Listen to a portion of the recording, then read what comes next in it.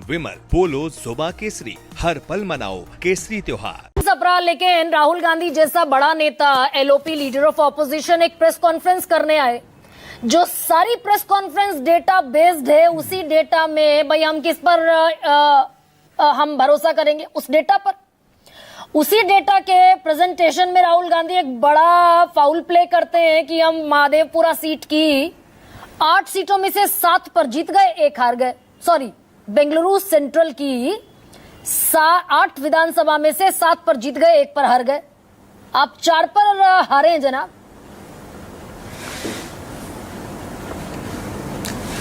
देखिए गरिमा जी, मुख्य रूप से जो एटम बम का उद्देश्य क्या था? एटम बम का उद्देश्य ये था कि किस तरह से निर्वाचन आयोग जो है वो पक्षपाती है, निर्वाचन आयोग बायस नजर आ रहा है, निर्वाचन आयोग जो है वो भारतीय जनता पार्टी की कठपुतली, उनके चुनावी टूल किट का हिस्सा बन चुका है, और किस तरह से वोटर लिस्ट में फर्जीवाड़ा करने में निर्वाचन आयोग मदद करता है, मुख्य रूप से ये बताना था। और उस हिसाब से उन्होंने माधवपुरा की एक असेंबली सीट के जो आंकड़े बताए हैं, उन आंकड़ों को ना तो भारतीय जनता पार्टी कोई चैलेंज कर रही है, ना तो निर्वाचन आयोग चैलेंज कर रहा है। उन्होंने जो जितने सारे आंकड़े आपने बताए, डुप्लीकेट मतदाता के, फर्जी पते जो है, या फिर जो इनवैलिड फोटोज है, या फिर फर्जी नए मतदाता है, सारे उदाहरण नाम के साथ, फोटो के साथ उन्होंने कम से कम 1.5 घंटे तक ये प्रेस कॉन्फ्रेंस चलाई। जनता की अदालत, इसको मैं जनता की अदालत कहता हूं।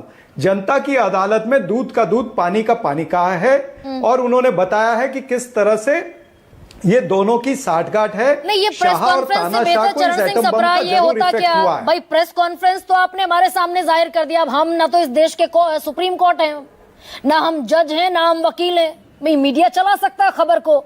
ये बॉम्ब सुप्रीम कोर्ट के सामने रखा जाना चाहिए था क्या?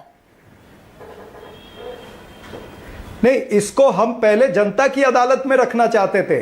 देखिए, इवन सुप्रीम कोर्ट से बड़ा मैं कहूंगा कि जनता की अदालत है लोकतंत्र के अंदर, और विश्व का सबसे बड़ा लोकतंत्र है। जनता जो तय करे वही होता है, और जनता के बीच हमने रखा है कि भारतीय जनता पार्टी किस तरह से चालबाजी करती है, किस तरह से जगलरी करती है, किस तरह से जालसाजी करती है। ये बीजेपी भारतीय जनता पार्टी नहीं, भारत की जगलरी पार्टी, भारत की जालसाज पार्टी है। नहीं, लेकिन यही और इसको किस तरह से निर्वाचन आयोग मदद कर रहा है? 140 करोड़ जनता को ये मूर्ख समझते हैं क्या? नहीं, मैं एक और मूर्खता भरा सवाल पूछ लेती हूँ आपसे। आप ये कह रहे हैं कि 1,25,000 वोट की चोरी हुई और बीजेपी जीती 1,14,000 से। भाई ये सीट तो, ये जो लोकसभा है बेंगलुरु सेंट्रल की, आप 1999 से नहीं जीते।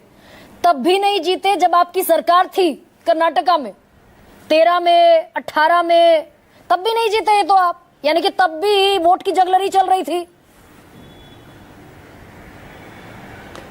मेरा ये कहना है कि जो आज आरोप लगे हैं, उन आरोपों को भारतीय जनता पार्टी या निर्वाचन आयोग झुटला देना। और महाराष्ट्र के अंदर क्या हुआ, ये कहां से शुरू हुआ?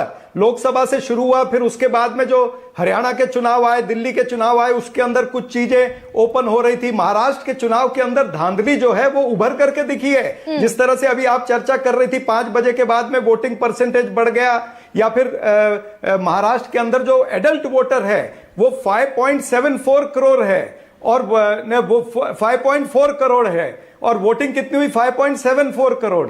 तो वो कैसे बढ़ जाता है? ये तमाम सारे सवाल जो निर्वाचन आयोग को पूछे हैं, उसका उत्तर निर्वाचन आयोग ने नहीं दिया। हमने कहा कि वोटर लिस्ट दे दीजिए, वो देने के लिए तैयार नहीं है। वीडियो फुटेज का कहा तो उन्होंने पीपल रिप्रेजेंटेशन एक्ट को ही बदल दिया, और कहा कि नहीं, अब तो ये 45 दिन में डिलीट हो जाएंगे।